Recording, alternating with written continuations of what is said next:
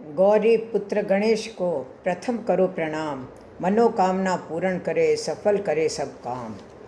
बोलो गजानन जी महाराज की जय हो। आज आपको कहानी सुना रही हूँ कि मोह, माया और ममता का त्याग करो। एक बार नारद जी धर्मराज जी के पास बैंकुट में गए तो उनको बैंकुट बिल्कुल खाली खाली सा लगा। नारद जी ने कहा कि महाराज, बैंकुट खाली खाली कैसे है? तो धर्मराज जी बोले कि बैंकुट में कोई आना ही नहीं चाहता है। नारद जी ने कहा कि आप यह क्या कह रहे हैं? आप मुझे 24 घंटे का समय दे दो, मैं बैंकुट को पूरा भर दूंगा। धर्मराज जी ने कहा कि मैं तुम्हें 1 महीने का समय देता हूँ।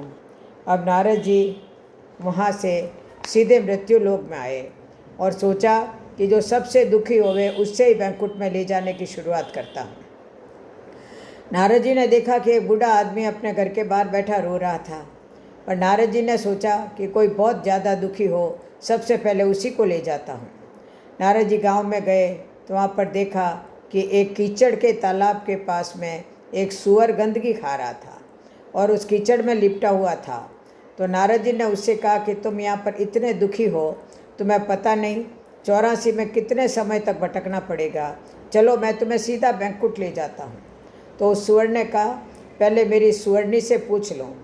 इतने में सुअरनी आ गई, उससे बैंकुट चलने का पूछा तो वह बोली कि वहाँ पर ऐसा खाना मिलेगा। तो नारद जी ने कहा कि वहाँ तो भूख भी नहीं लगेगी। तो वो बोली कि हमें तो नहीं चलना है। अब नारद जी उस बूढ़े आदमी के पास आए और उससे बोले कि आप क्यों रो रहे हो? तो उसने कहा कि मेरा बेटा तो बाहर गया हुआ था और मेरे को मेरे बेटे की बहू और पोते ने बहुत मारा और मार के घर से बाहर निकाल दिया। तो नारद जी ने कहा कि आप बैंकुट चलो। तो बुढ़े ने कहा कि मैं तो मेरा 2 मंजिल का मकान छोड़कर नहीं चलूँगा, और मेरे मकान के पिछले वाले कमरे की दीवार में चांदी के सिक्के और धन रखा हुआ है, जो मेरी सेवा करेगा उसको दूंगा, मेरे को बैंकुट नहीं जाना। नारद जी वहाँ से चले गए। थोड़े दिनों बाद उसकी मृत्यु हो गई और मरते समय उसको उस धन की चिंता थी, इसीलिए वो सांप बन गया और मकान के पीछे बिल में रहने लगा। रोज़ाना रात को घर में घुसकर अपना धन संभाल कर आता था। नारद जी आए और बोले कि अब तो चलोगे, लेकिन उसने बैंकुट जाने से मना कर दिया। नारद जी वापस चले गए।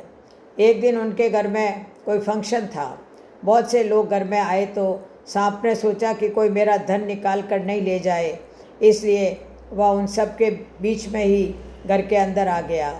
लोगों ने सांप को लाठियों से पीट पीट कर मार दिया।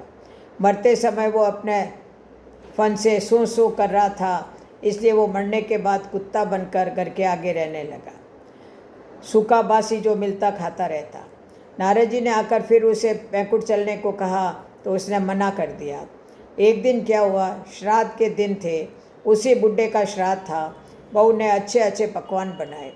बहू घर का दरवाज़ा खुला छोड़कर कुछ काम से बाहर चली गई। वो बुढ़ा कुत्ता बना हुआ घर के भीतर चला गया और पेट भरकर पकवान खाए। इतने में बहू आ गई और उसने लकड़ी लेकर उस कुत्ते को इतना मारा कि वह मर गया। लेकिन मरते समय वो घू घू कर रहा था, इसलिए वो मरने के बाद खेत में गुंगला बन गया। अब वो अपने बेटे के खेत में रहने लगा। उसके बेटे के खेत में मिट्टी कम थी, इसलिए वो दूसरे खेत में से मुंह में मिट्टी भर भर कर लाता और अपने खेत में डाल देता। नारद जी फिर आए और अब उसको बैंकुट चलने के लिए कहा तो उसने फिर मना कर दिया और कहा कि मैं मेरे बेटे के खेत में काम कर रहा हूँ, मैं नहीं चलता। अब नारद जी बैंकुट गए और धर्मराज जी से बोले कि कोई भी बैंकुट आने के लिए तैयार नहीं है, सबको बैंकुट नहीं चाहिए, वो तो अपनी मोह, ममता और माया को नहीं छोड़ सकते हैं। बोलो जय श्री कृष्ण, जय जय श्री राधे। इसीलिए कहते हैं कि मोह, माया, ममता का त्याग करो और भगवान का भजन करो। अब कल बाबा की बीज है, उसके पहले तो आप सबको बहुत बहुत बधाई, और उसके बाद मैं बाबा की बीज से लेकर बाबा की दशम तक रामदेव जी की कथा सुनाऊंगी। बोलो रामदेव बाबा की जय हो।